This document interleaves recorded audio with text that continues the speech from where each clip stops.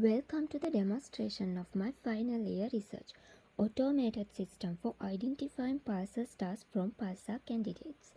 This was done by using an algorithm which is introducing through this research and named as Gaussian-Hellinger Extremely Fast Decision Tree. This is the agenda of the presentation. So let's look at the exact problem in the pulsar star signal detection and get a brief idea about the problem domain. Pulsar stars are a rare type of remnants from the core of extinguished stars.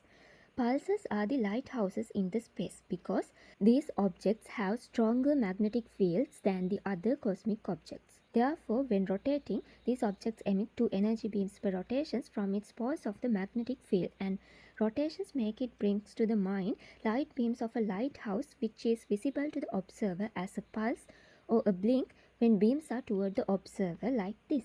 We can even listen to the pulses. Radio waves coming from pulsar stars are hard to detect due to two reasons. These radio waves are very weak because of the long distance they travel, and the other reason is background noises. The environment is full of other radio waves like radio waves that are related to internet, satellite TVs, mobiles and so on. These are considered as noise in the domain. Radio telescope collects these noises as well. Identifying pulsar stars signal among these noises is previously done by manual. But with the development of technology, the data collection rate increased because the sensitivity of the telescopes improved and the background noises also increased because of the innovations and also past people are more tend to use technologies than earlier. Therefore, machine learning techniques and data science technologies were applied to classify pulsar candidates. Rapid improvements of technology resulted in exponential data growth, and new generation high-speed telescopes are collecting terabytes of data per day. Storing a terabytes of data that grows exponentially every day is not realistic. Therefore, the candidate selection needed to be done real-time by streaming through software pipelines without storing anywhere. There are considerable amount of related researches done using data science technologies for the candidate selection, but most of them are developed using usual batch-based machine learning methods, also called offline solutions. But these methods are not suitable to work in a streaming environment because stream classification has specific circumstances to address, which making traditional machine learning methods unsuitable for streaming environment. One of the reasons is a phenomenon called concept drift. Concept drift occurring due to the environment changes in the data stream. So by applying machine learning methods to a streaming environment, and if the prediction environment different than the training environment due to concept drift, model can make inaccurate predictions. So stream classification algorithm should adapt to environment changes and should learn from new data in the new environment. The current batch of data during an environment change is known as data of the current window. Batch-based machine learning methods are not changeable after the training process. This is where the stream classification algorithms come to the play. Another issue is candidate streams are highly imbalanced because pulsar signals are very rare and the environment is full of noises.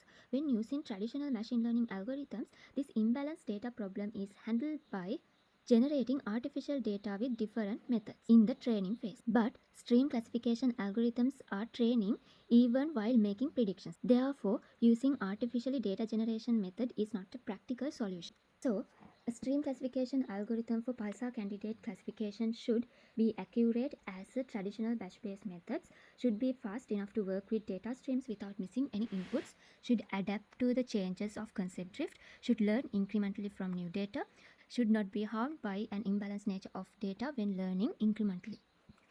There are few existing researches done using stream classification algorithms. Pseudoneurus centroid neighbor classifier, which is an improved version of a KNN algorithm, and Gaussian-Hellinger very fast decision tree, which is an improved version of very fast decision tree. In this research, they have used skew insensitive Hellinger distance as the split criterion to not get harmed by the imbalance problem. These are few other stream classification algorithms that can be used in a streaming environment which is not already used in the candidate selection problem. But none of these are suitable for imbalanced streams. Existing stream classification algorithms are not accurate as batch-based machine learning algorithms, and batch-based machine learning methods are not suitable for streaming environment. This leads to the crux of this research. The aim of this research project is to research, design, develop and evaluate an automated system for identifying pulsar signal among pulsar candidates coming from streaming pipelines in real time by using data science methods without getting harmed by the imbalanced data problem. This is the prototype feature diagram of the proposed system. Here is the training process, and the trained model can classify and display candidate data. And also here is the candidate generation part, which is not considered in this research, and this is the proposed system, and the generated candidates will be the input to the proposed system. To develop a novel solution to the candidate selection problem, which is better than the current state of the art systems, I have built a hypothesis. These are the reasons behind the hypothesis of the research. Already discussed why stream classification. All of these mentioned algorithms are developed based on the Hoeffding bound theory. It enables a streamly fashion to an algorithm. This theory is using when we don't have the access to the whole dataset. Stream classification algorithms have not access to the whole dataset when it's training, because it will training also with new data. Then the tree-based algorithms are selected due to the low computational cost and due to the effectiveness in the streaming environment. Vertical Hoeffding tree, extremely fast decision tree, and Gaussian-Hellinger very fast decision tree are improved version of very fast decision tree and the concept adapting very fast decision tree. Gaussian-Hellinger very fast decision tree is already used in the candidate selection problem, and it is a really fast solution, but the accuracy is not reached in the batch-based models. They have used Hellinger distance as the split criterion to handle the imbalance problem. Since they have used very fast decision tree, and since extremely fast decision tree and vertical Hoeffding tree are improved versions of very fast decision tree, we can expect a better solution by using extremely fast decision tree or the vertical Hoeffding tree with the Hellinger distance. By using extremely fast decision tree with Hellinger distance, we can expect more accurate solutions since it accurate than very fast decision tree, because when learning incrementally, very fast decision tree only focuses on reducing frequential error for the current window, but extremely fast decision tree try to reduce frequential error for the entire stationary stream, making it closer to a batch learner. By using vertical Hoeffding tree with the Hellinger distance, we can expect a faster solution since it uses vertical parallelism. In the requirement gathering phase, according to the domain experts, accuracy is more important than the speed of the algorithm. Thus, extremely fast decision tree was selected, and the research hypothesis is using Hellinger distance as the split criterion with the extremely fast decision tree, we can expect a more accurate solution than the current state of the art solution, the Gaussian-Hellinger very fast decision tree. This is the system architecture design of the proposed system. To simulate the streaming environment and use stream classification algorithms, I have selected Scikit Multiflow library, and I have used Firebase database to store the predicted data, and Firebase is directly communicating with the front end because of the serverless architecture of the Firebase, but I have also used a server for high computational tasks.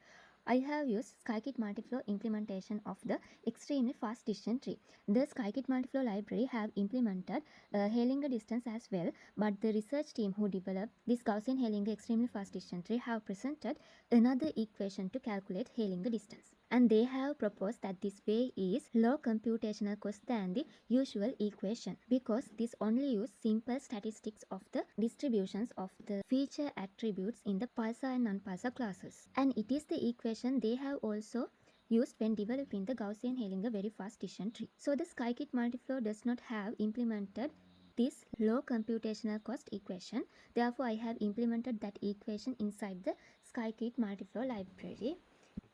This is the technology stack of the proposed solution, and to develop the user interface I have used Angular, and the server is developed with Python language, and to develop the API I have used Flask. So now let's look at a demonstration of the implemented system. This is the developed system, and here we can enter pre-train count, and this will be useful when the application using for the first time. So before proceeding with this function, I have to start the server. Now I can start the predictions, and this feature is only for the demo purpose. In the actual scenario, there will not have a button like this. just after the pre-training process, with the labeled data we already have, we can connect with the data stream and we can start the prediction. And when streaming data available, the prediction will done by automatically. We don't need to press a button like this. And I am starting the stream by clicking this button. It is 100 of samples, and yes, the prediction has done. And here I'm showing the current accuracy, that means the last batch accuracy, and this is the mean accuracy. And here I am calculating the kappa curve that representing at any moment accuracy of last batches.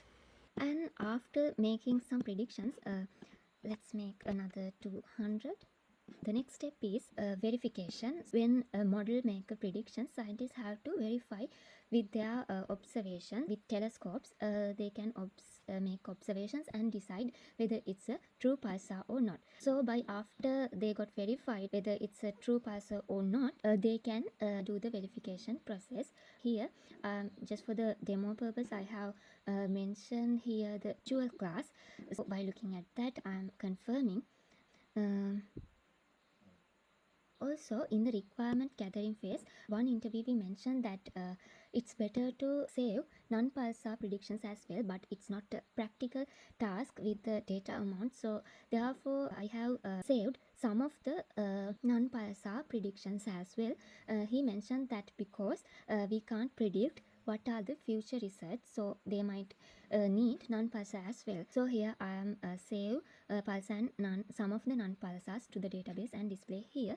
And also another interviewee mentioned that scientists are not depend on only a one algorithm. So to help for their verification process, I have implemented two other algorithms which is also developed for classify data in imbalance streams. So here it shows the predictions with that algorithm, and this is the other algorithm. So scientists can compare these predictions and they can go to the further observations. So this is for the to help the verification process. And then after the verification process, if they want, they can verify one by one, or they can just do the verify all. By doing this verification, the model will update with the new label data. So now the model accuracy of the next predictions will be better than the earlier. Then after the confirmation process, we can view pulsar signals here.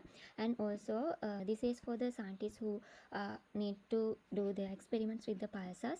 And this is the place where we are displaying pulsar and non-pulsar data, both the data for the future researchers. And also this is useful for the data scientists who need to improve this system or who need to build a better solution for the pulsar community. So that's all of my demonstration. Let me explain the implemented code. This is the ASIP, Automated System for Identifying Pulsar Star, the package of the proposed system, the API. It will be available for the public usage. And in this system, this is the class that happening all the main functionalities. Here I am using the extremely fast decision tree classifier from the Scikit Multiflow library. So the Scikit Multiflow package is available here, and this is the extremely fast decision tree classifier class. And here I am using Gaussian Heilinger distance, or the Heilinger distance among the Gaussian distributions of the feature attributes among the pulsar and non-pulsar class. So here is the place I am computing the Heilinger distance, and for that I am using P mean, Q mean. P and Q are the distributions of the pulsar and non-pulsar class, and we are only considering the simple statistic mean and the variance.